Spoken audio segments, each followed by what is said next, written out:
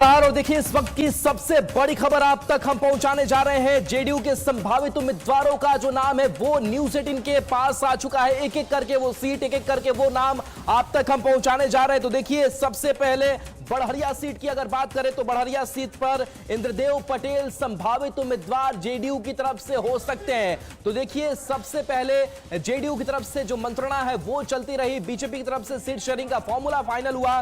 और बता दें कि मेहनार से उमेश कुमार कुशवाहा जेडीयू के संभावित प्रत्याशी बताए जा रहे हैं। तो इन उम्मीदवारों का टिकट मिलना जो है वो तय माना जा रहा है। जो जेडीयू के संभावित उम्मीदवार एक एक करके हम आपको नाम बता रहे हैं।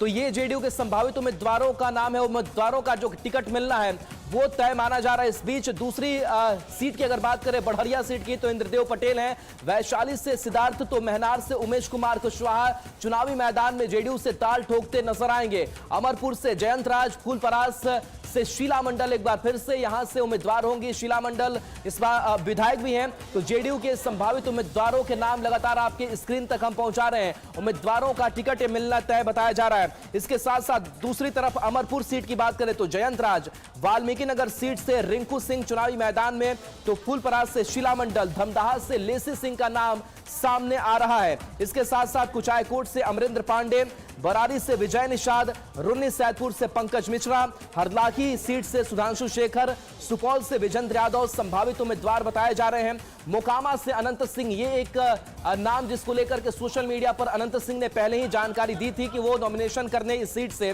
जा रहे हैं। पिपरा से रामविलास कामत, केसरिया से शालिनी मिश्रा है, संदेश से राधा चरण सेठ इस बार चुनावी मैदान में होंगे। ये संभावित नाम है, बार बार हम ये कह रहे हैं, इसमें फेरबदल थोड़ा हो सकता है। आलमनगर से नरेंद्र नारायण यादव, जहानाबाद से चंद्रेश्वर चंद्रवंशी, घोसी विधानसभा सीट से ऋतुराज, पूर्व सांसद अरुण कुमार के बेटे हैं, वो घोसी विधानसभा क्षेत्र से चुनाव लड़ने जा रहे हैं। तो अरुण कुमार जो अब जेडीयू में वापसी उन्होंने की है। बिहारीगंज से निरंजन मेहता उम्मीदवार होंगे। हथुआ की अगर बात करें तो राम सेवक सिंह, गोपालगंज जिले में ये सीट आती है। भोरे से सुनील कुमार प्रत्याशी होंगे। तो विजय चौधरी सराय रंजन से एक बार फिर से दोहराए जाएंगे। सोनबरसा से रत्नेश सदा जेडीयू के उम्मीदवार होंगे। तो शिवहर से चेतन आनंद इससे पहले आरजेडी में थे, हालांकि हमने देखा बीच में जेडीयू के वो साथ आए और उन्होंने अपना इस्तीफा भी सौंप दिया है।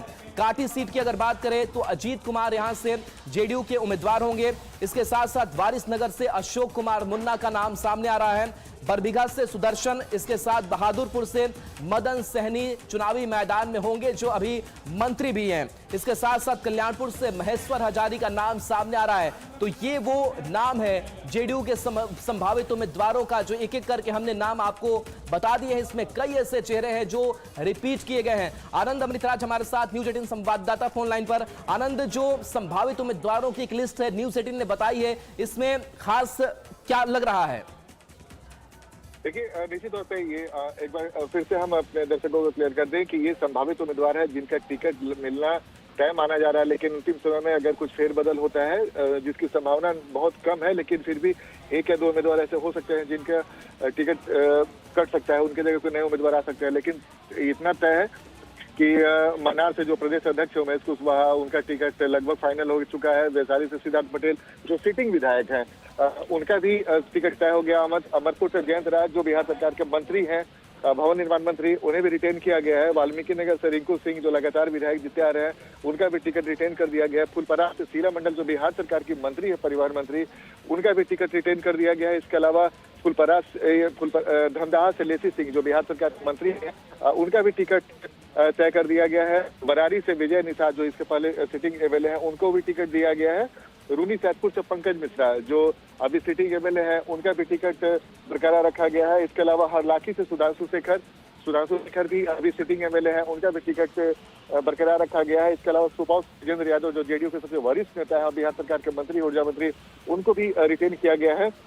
और अनंत सिंह जो मोकामा से अनंत सिंह जिन्होंने 16 तारीख को नॉमिनेशन की तारीख भी ऐलान कर दिया है, उनको भी टिकट दिया जा रहा है। पिपरा से रामविलास कामत जो अभी तक सिटिंग एमएलए है, उनका भी टिकट बरकरार रखा गया। केसरिया से शालिनी मिश्रा है जो मोतिहारी की तरफ से आती है, उनको भी टिकट दिया गया, वो अभी वर्तमान में विधायिका भी है। संदेश से राधा चरण सेठ जो एमएलसी थे, इस बार एक नए चेहरे के तौर पर राधा चरण सेठ को टिकट मिल सकता है, जो वैश्य समाज से आते हैं, एक बड़े नेता माने जाते हैं वैश्य समाज के। आलमनगर से नरेंद्र नारायण यादव जो है लगातार इसके पहले भी विधायक रह चुके हैं कई बार, और उपाध्यक्ष विधानसभा के उपाध्यक्ष भी अभी वर्तमान में है, उन्हें भी फिर से टिकट दिया गया। जहानाबाद से चंदेश्वर चंद्रवंशी, ये थोड़ा इंटरेस्टिंग है। चंदेश्वर चंद्रवंशी जहानाबाद से इस बार लोकसभा चुनाव लड़ रहे थे 2024 में, लेकिन वो चुनाव हार चुके थे और तब माना गया था कि जो अरुण कुमार जो पूर्व सांसद थे जहानाबाद में, वो चुनाव में खड़े हुए थे लोकसभा चुनाव में, और जिनके वजह से माना जा रहा था कि चंदेश्वर चंद्रवंशी की हार मिली है। बहुत दिलचस्प है राहुल, मैं एक बार फिर से बताना चाहता हूँ कि चंदेश्वर चंद्रवंशी को जहानाबाद से टिकट दिया गया और घोसी सीट है जहां से ऋतुराज जो पूर्व सांसद अरुण कुमार के बेटे हैं, उन्हें टिकट मिल सकता है। ये दोनों बेहद दिलचस्प है, क्योंकि अरुण कुमार की वजह से चंदेश्वर चंद्रवंशी हारे थे और चंदेश्वर चंद्रवंशी को इस बार जहानाबाद से दिया गया है। और पिछली बार भूमिहार वोटरों की नाराजगी खबर आ रही थी, तो उसे साधने के लिए अरुण कुमार को न सिर्फ आज जेडीयू में शामिल कराया जा रहा है, बल्कि उनके बेटे ऋतुराज को टिकट दिया जा सकता है। बिहारीगंज से निरंजन मेहता है जो वर्तमान में विधायक है, उन्हें भी रिटेन किया गया है। हथुआ से राम सेवक सिंह जो पिछली बार हार चुके थे, वो भी पूर्व मंत्री हैं, उन्हें भी टिकट दिया जा रहा है। भोरे से सुनील कुमार जो वर्तमान में शिक्षा मंत्री हैं, उन्हें भी टिकट रिटेन किया गया है। विजय चौधरी सरायरंजन जो जेडीयू के सबसे बड़े नेताओं में से एक माने जाते हैं, नीतीश कुमार के बेहद भरोसेमंद, उनका भी टिकट रिटेन किया गया है। सोनभद्र से रत्नेश सदा बिहार सरकार के उत्पाद मद्य निषेध मंत्री हैं, उनका भी टिकट रिटेन किया गया है। सीवर से चेतन आनंद, जिसकी चर्चा आपने की, चेतन आनंद इसके पहले आरजेडी विधायक थे, जो कल ही उन्होंने सीवर से विधानसभा से इस्तीफा दिया है और अब जेडीयू के टिकट पे सीवर से किस्मत आजमाएंगे। कांटी से अजीत कुमार जो बिहार सरकार के पूर्व मंत्री रह चुके हैं, जिन्होंने जेडीयू ज्वाइन किया था और इस बार कांटी से उन्हें टिकट मिलने की उम्मीद बहुत ज्यादा है। वारिसनगर से अशोक कुमार मुन्ना एक बार फिर से उम्मीदवार बनेंगे जेडीयू के। बरबीघा से सुदर्शन, जिनके नाम को लेकर थोड़ा संशय था, लेकिन खबर है कि सुदर्शन ही बरबीघा से इस बार भी जेडीयू के उम्मीदवार के तौर पे उतरेंगे। बेलागंज से मनोरमा देवी, आपको याद होगा जब उपचुनाव हुआ था तो इस बार मनोरमा देवी ने जीत हासिल किया था, सुरेंद्र यादव के गढ़ को उन्होंने तोड़ा था, तो मनोरमा देवी को इसका इनाम मिला और फिर से उनका टिकट बरकरार रखा गया। बहादुरपुर से मदन सहनी जो बिहार के समाज कल्याण मंत्री हैं, उनका भी टिकट रिटेन रखा गया है। कल्याणपुर महेश्वर हजारी जो बिहार के सूचना प्रसारण मंत्री हैं, उनका भी टिकट रिटेन किया गया। तो ये कुछ ऐसे नाम थे जिसे हमने अपने दर्शकों को बताया और क्या वजह थी क्यों इनका टिकट रिटेन किया गया है और किन्हें नए उम्मीदवार के तौर पे मौका मिला, उसकी भी जानकारी हम अपने दर्शकों को राहुल लगातार दे रहे हैं। चले बिल्कुल, तो ये पुराने जो चेहरे हैं वो ज्यादातर रिपीट किए गए हैं, लेकिन कुछ ऐसी सीटें हैं जिस पर अभी फैसला होना बाकी है और जिन सीटों को लेकर के कहा यह भी जा रहा है कि उनके जो टिकट है वो कट सकते हैं, जिसमें गोपालपुर, कुशेश्वर स्थान, इसके साथ साथ सकरा या फिर सुरसंड की सीटें हैं। बाकी अन्य सीटों पर क्या रणनीति जेडीयू की तरफ से बन रही है? देखिए, निश्चित तौर पे राहुल, चिंतन मनन का दौर लगातार जारी है और उम्मीद है कि आने वाले कुछ घंटों के अंदर जेडीयू के और भी कौन से उम्मीदवार होंगे, इसकी भी तस्वीर साफ होते चल जाएगी। लगातार हम अपने दर्शकों को उसकी जानकारी भी देते जाएंगे।